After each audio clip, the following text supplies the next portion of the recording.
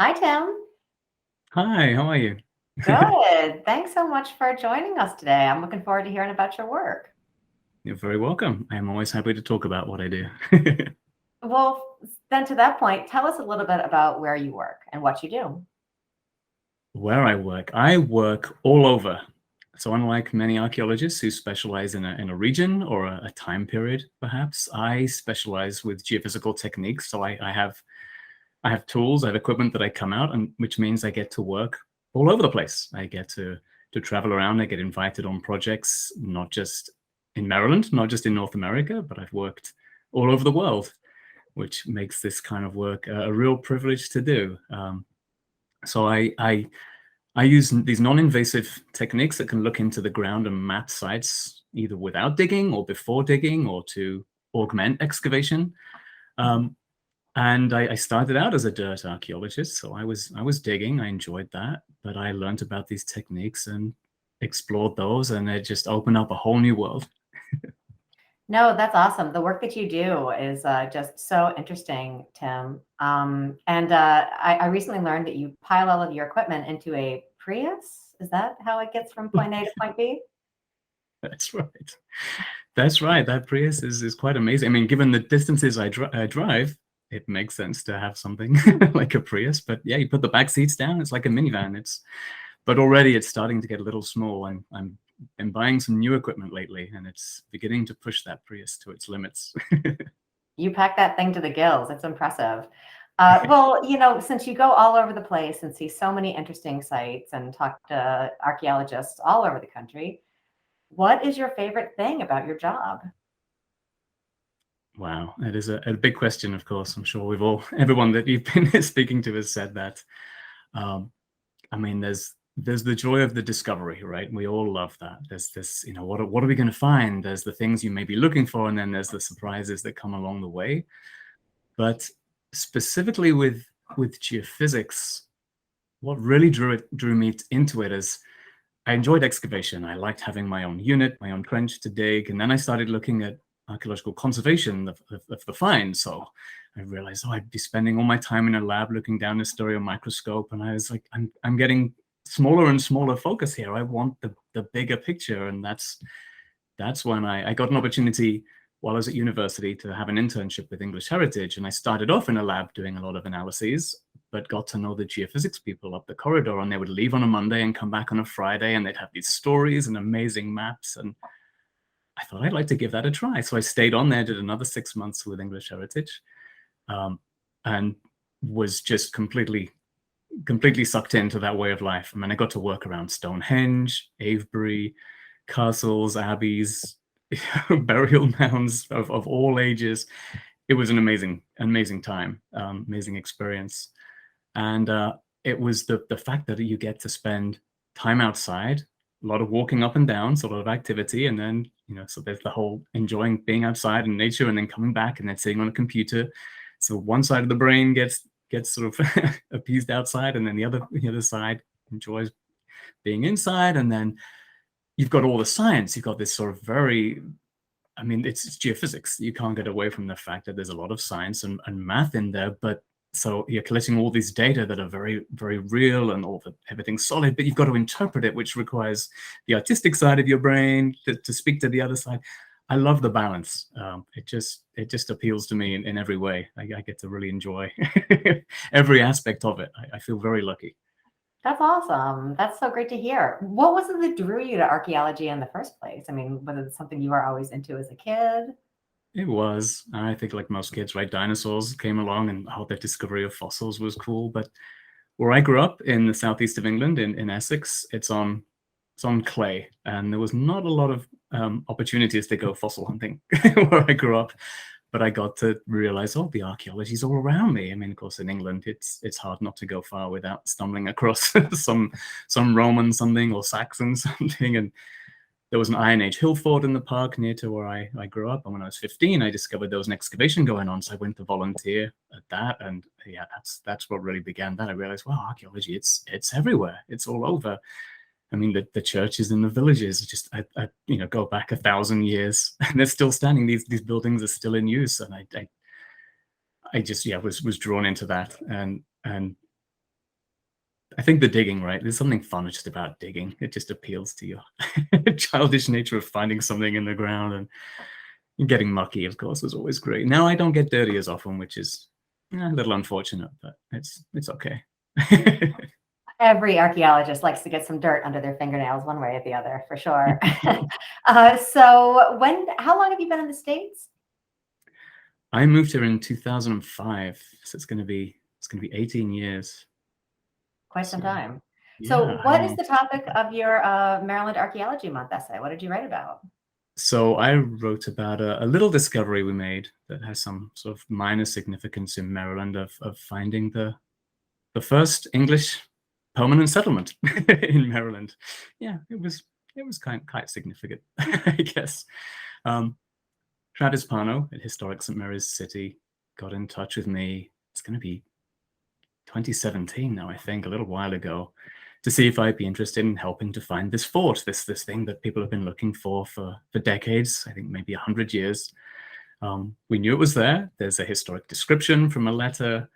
We obviously knew people arrived and set up home in Maryland, but this fort, this enclosure hadn't been found. And of course, when someone reaches out with a question, would you be interested in, of course I am, immediately, but something like this is a pretty big deal. He was also pushing for it because of thinking, well, the anniversary of the settlement is coming up, 2034, and things can take time. So it's like best start moving forward right away. So yeah, 2018, I think I was out there and over 4 different trips, trying to bring in different techniques to narrow down the area. Ultimately, the spoiler alert is that, yeah, we found it. But it was a fun project. I mean, often I'm just invited to a site to try and see, is there anything here? But this was something where we actually have a goal in mind, that we know there's something here. We just don't know where we put it. It got left behind somehow. So we had, I don't know, was it 22, 25 acres at 2 different locations where people have thought this fort was located for a while. And where was it going to be? Who was going to be right?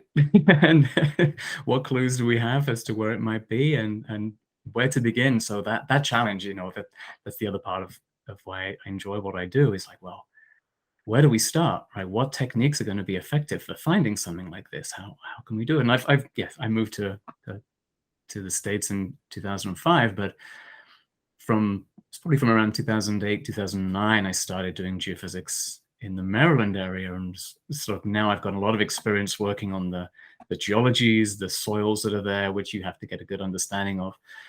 And so I don't know that I would have been successful when I first moved here in finding it. It took me a while to really hone these techniques, the particular approach, the methodology for what's most appropriate for Maryland and the archaeology and those ground conditions. Another thing that was fun about this particular question was there's a very early English Time Team episode. I think a lot of folks here are familiar with this TV show that went for many seasons. In fact, it's just resurfaced. They've just started filming them again, for at least for an online audience. But yeah, back in the early mid 90s, they had this team come over from England, and they included a couple of people applying geophysical methods to try and find it. And I now know, they're folks that I know from England, and the techniques they use were the ones I was trained in at university in the 90s. And I now know that those 2 techniques that they were applying would not have found it. I mean, they're not appropriate, partly because of the nature of the technique, what's being measured, but also just the intervals and things that they were working at. And like I say, it comes down to that experience of really understanding a place and the ground conditions. So I went in initially with one technique called magnetic susceptibility, which basically gives us a heat map of sort of past human activity. It doesn't really detect features, so you're not going to see pits or ditches, or in the case of something like a fort, you're not going to see a palisade or maybe a large enclosure ditch. These are all things we thought might be there. But it's good at identifying and highlighting areas where people have lived, where there's been occupation, settlement. So we thought, well, this is a good initial technique because it's relatively rapid. It's like doing a shovel test survey. You can take spot readings at relatively large intervals across entire landscapes just to begin to get an idea. Okay, where have people been at any point in the past? It doesn't give us any dating evidence, right? So it could be something from 10 years ago. It could be 10,000 years ago, but it's at least a place to start. And because I know where the fort is from all the other surveys, that technique didn't show us where the fort was. It showed us a lot of activity, more in one area, the Millfield area, than the other area, which we sort of referred to as the traditional side. It's where people have long said, oh, we think the fort was here. It was on the river. It's sort of on this bluff overlooking, it was a sort of naturally defensive position. A lot of good reasons why it could have been there. But actually those magnetic susceptibility readings didn't show as much activity as this other slightly more inland location in the Millfield. We refer to that as this Millfield site. So that helped to say, well, it's more likely in one area than the other, but there's no guarantee. It didn't really answer questions. Plus, we knew that when the English arrived, they met the local tribe. There was already a village in existence, Siko Wakomiko. And part of their village, part of the Native American village, was given to the English to set up their new home. I mean, it was a very different time, a very different relationship that was taking place. So already there was a question, would magnetic susceptibility even be able to distinguish between like millennia of Native American occupation and then a relatively short-lived fort, maybe only 10 years, and then all the subsequent occupation, that the town that's been, that grew up, St. Mary's City itself. So it was a good place to start, but ultimately it didn't really help me focus on any one area. But there was one hotspot that matched up with an area of dark soil that was identified in the 80s and 90s. And where in the 90s, Tim Reardon of Historic St. Mary's City had put in some excavation units. And they found a lot of material, a lot of it being early 17th century, so the right time period, but early 17th century material had been found at the traditional site. So there was still, this question has remained and continued. So I then went in with a second technique, magnetometry, which has been around for a long time in archaeology and can be very effective. But I know from other work I've been doing in southern Maryland that the coastal plain geology is very noisy magnetically, and it produces lots of anomalies that really look like archaeological features, and it can be hard to know, well, is this a pit or is it just some natural lens of sand or gravel or something? It teases us. Some features you can identify, but other things are difficult. One thing that was very good at showing us was where all the iron pins from those excavation units in the 90s were located. So we knew we were in the right area from where Tim Reardon and his team had been digging. But it also shows, because things that are very magnetic show up, things like bricks and tile that have been fired become quite magnetic. So we could see a brick foundation that actually had been identified in the 80s and then got lost again. I think the mapping then wasn't as good as it may be today.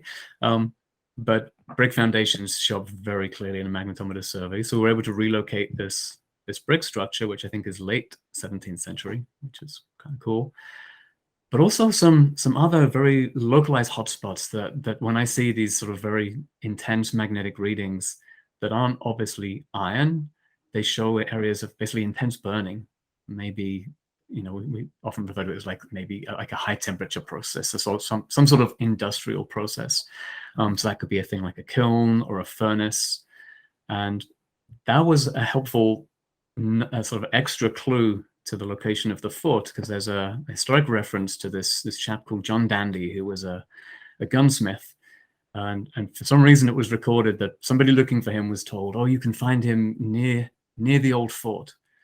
And it's like, oh, well, if these intense areas of burning relate to maybe iron production, iron working, something associated with smithing, maybe that's another clue. So that the work that Tim Reardon had done, and just I had to start somewhere, basically drew me to this one corner of the Millfield and started with the GPR. And the reason you sort of work in this order is that each technique becomes slower, more laborious, and requires a lot more walking. And so I want to make it as efficient as possible.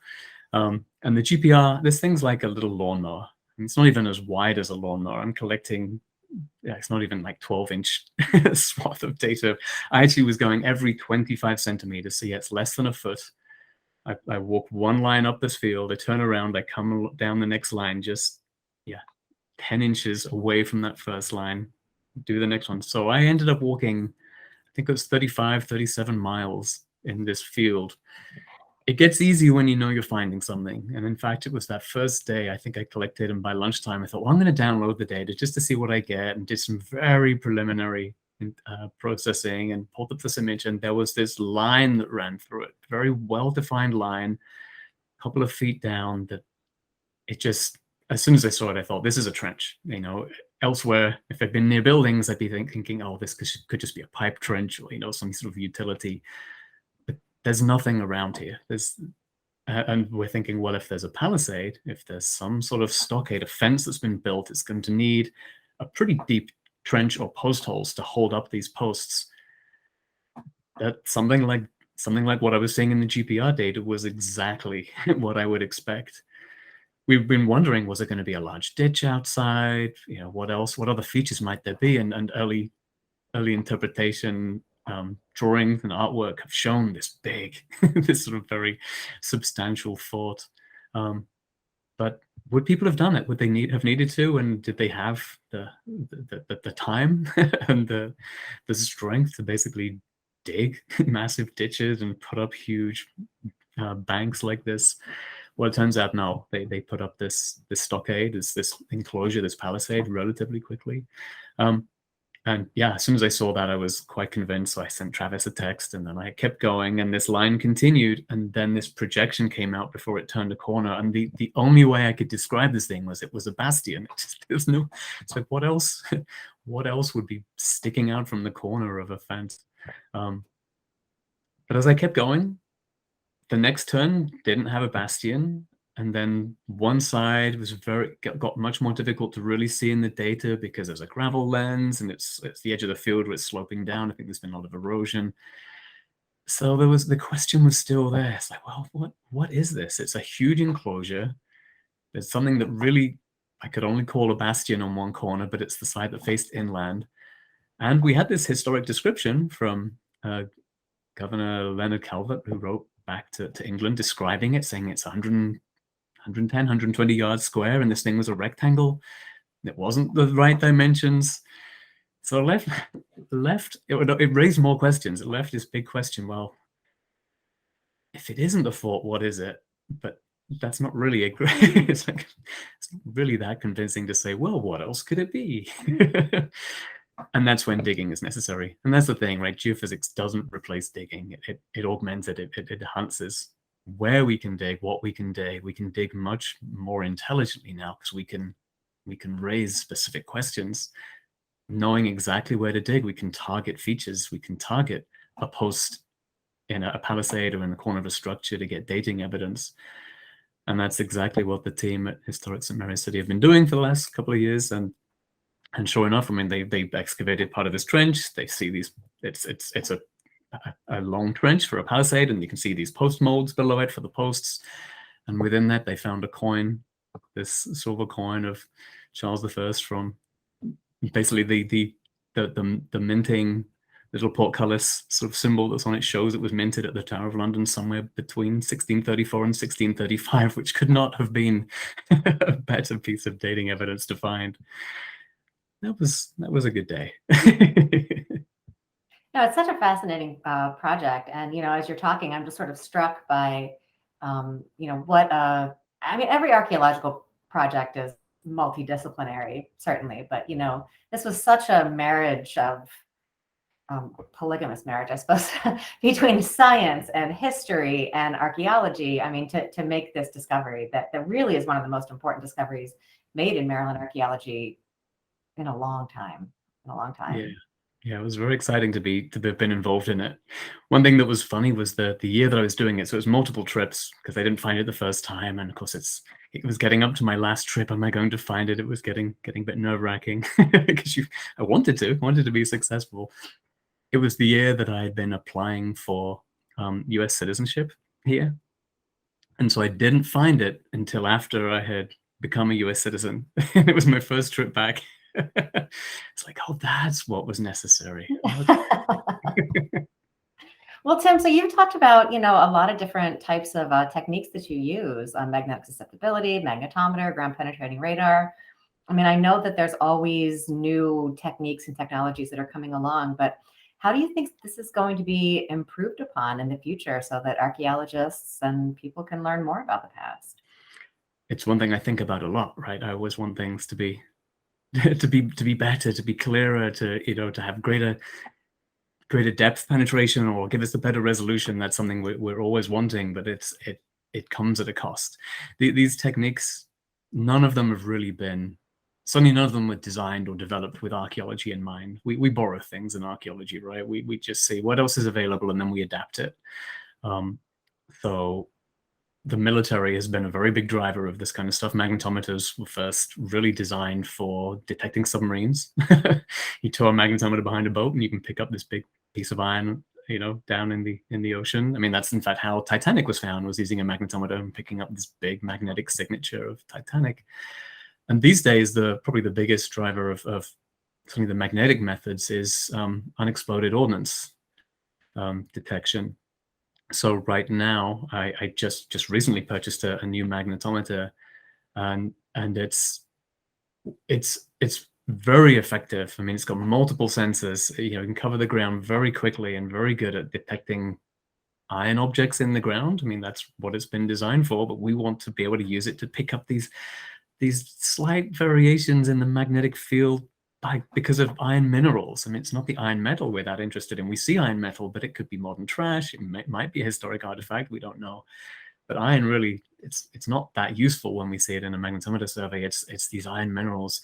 So we're always pushing. I've been on at this company in Germany that's making this stuff. It's like, yeah, this equipment's great, but I want more from it. I want more sensitivity. And how can we reduce the noise from the cart to get more detail about the archaeological signatures that we're interested in? So we're really, I think archaeologists in some ways are pushing this, but we're always reliant on, well, what is the equipment that's available? And the same with GPR, that's not, archaeology is always second or third on the list of people that they're marketing to, but it's utility mapping. It's like, how quickly can we map utilities in cities or airports or what have you? And it's like, well, that's great, but how well does it work for picking up a post hole or a ditch or a hearth or a living surface or something like that? Where the techniques have gone in the last few years is really adding more sensors, some of these multi-channel, multi-sensor kind of arrays where you can just collect more data at higher resolution. But it's pricey because every new sensor adds, another X thousand or $10,000. And integrating GPS has just been fantastic. I mean, we sort of joke about, mapping and how it's improved over the years and how good that is. But that for me has been the biggest game changer, that we can really collect data across so many different areas now at incredibly high resolution and with that accuracy, that we can go back and relocate our anomalies. We can relocate features such that people can come and dig anytime, just and be not even just within an inch, they can be exactly in the right position. I don't think there's going to be any new techniques anytime soon. I think it's more about these existing methods, these existing kind of types of sensors. So I think magnetometry and the suite of electromagnetic techniques, of which GPR, ground penetrating radar, is one. And there's other types of electromagnetic induction that are useful for doing other things. The physics behind these is really well established and really solid. How to tweak those? Can we focus them again? It's about resolution, but like, it'd be great. GPR, we get an expansion as we look into the ground. So even though we might get a really great resolution within the plow zone, as soon as we're below the plow zone, already we're looking at a bigger area. yeah, is there a way to sort of focus that so we can get much higher resolution? But then, as we always find in archaeology, each time there's been an improvement in the technique, we want more from it. So we start collecting more data, and then it's the computing power that actually is our restriction. We're now collecting masses of data. I mean, there was a time where people were having to rent spaces on supercomputers to process GPR data. I mean, it's it's quite ridiculous. The GPR data I collect now, I'm actually having a problem of storing all of the data. Like you process one step and you make one change and you process it again, and I can't keep every stage of process data on some sites. It's so large. So I keep a record of what I did, but I maybe only save the raw data, or suddenly save the raw data, but only that and the final processing step. So it's funny. I mean, yeah, we don't think about this when you think of archaeology. What are the restrictions in this? It's like, yeah, how many holes can you dig, and how many people can you get in the field, and where are you going to store all the artifacts? Well, we have the same thing with our digital storage. It's like, where do we store all this? It's a lot easier, but it's still, yeah, it's something we have to think about. And storage keeps changing. Where is it going to be such that we don't lose it in 10 years time? Can we still read all those DVDs? Yeah, it's a lot of funny considerations. But it is an exciting time. A lot has changed in 10 years between the computing, the ability of computers and computing power, the fact we can process massive data sets. With GPR, we get that 3D data set, we get that third dimension. With the other techniques, we really just get a 2D map of everything. But with GPR, we had a whole third dimension of view of data, and then of challenges to how to deal with that, how to process it and to visualize it. So there'll be improvements and tweaks, but I think it's more at this stage. It's really as geophysics starts to become more commonly used in archaeology and commercially in archaeology. I think we're going to see that as the biggest change. How folks here are conducting archaeology, where things are being applied, and you always have to test the blank spaces that geophysics has shown, where every approach is sampling in one way or another. You miss something. we try not to, right? We try and get the most complete picture possible, but not one technique is not going to see every type of feature, maybe not even two techniques, but geophysical techniques. But combining that with excavation, we can get a much more comprehensive view, and therefore understanding of the subsurface and of our past.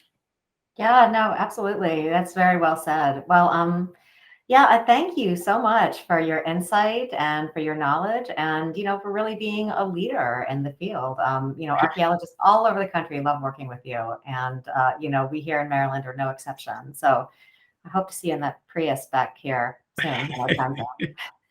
Well, I'm very happy to be here. Thank you for being interested in this, and yeah, thanks for inviting me to join in all these cool projects. It's a lot of fun. Yeah, absolutely. Thanks, Tim. Bye. Bye-bye.